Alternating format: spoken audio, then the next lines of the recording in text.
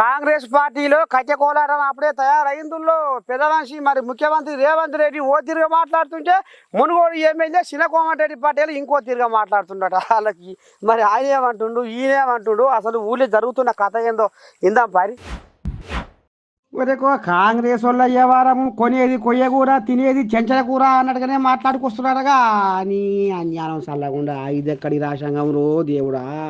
పెదవంశి రేవంతమయ్య ఎలక్షన్ల ముందర ఏమన్నాడు, మేం కనుక గద్దెనెక్కితే మేం కనుక అధికారం చేపడితే ఖచ్చితంగా బెడ్లు షాపులు ఊరూరా బంద్ చేస్తామని మొరో మొత్తుకొని చెప్పిండు.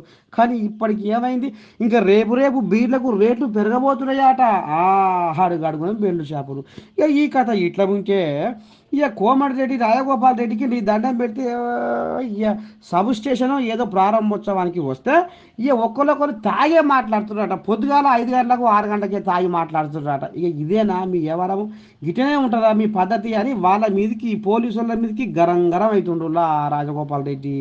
ఇక మరి రేవంతమే చేసే వ్యవహారం ఏమో గది, ఇక మన రాజగోపాల్ రెడ్డి చేసే వ్యవహారం ఏమో గిది.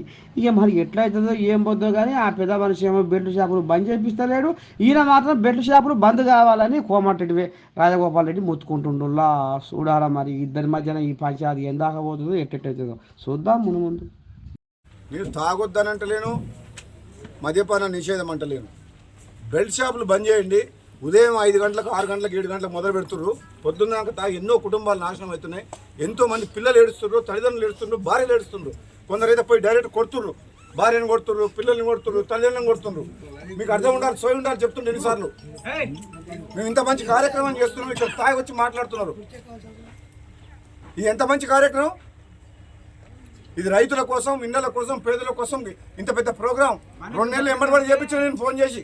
అధికారులు వెంటబడ్డాం, రికార్డ్ టైంలో కంప్లీట్ చేసినాం. ఒక పండుగ వాతావరణం, పని చాలా ఫాస్ట్ అయింది సార్. పై అధికారులతో మాట్లాడి రాత్రి మగలు నిమిషం ఖాళీగా లేకుండా మీ పనులు చేపిస్తున్నాం. కనీసం మీరు ఒక మాట ఊర్లో వాతావరణం మంచిగా పెడతారా లేదా? సభ్య సమాజం తల వంచుకునేటట్టు పొద్దున్నాక ఎక్కడ పడితే అక్కడ ఏది మాట్లాడుతున్నారో తెలుస్తలేదు. ఎంతమంది భార్య పిల్లలు ఏడుస్తున్నారు. నాంపల్లి మండల సివిల్ వాళ్ళ ఎక్కువ కేసు బుక్ చేసి సార్ బాధ్యత తీసుకోవాలి. బాధ్యత తీసుకోవాలి. మీరందరూ ఏ గ్రామంలో అయినా సరే మైదానం పెట్టండి కమిటీలో.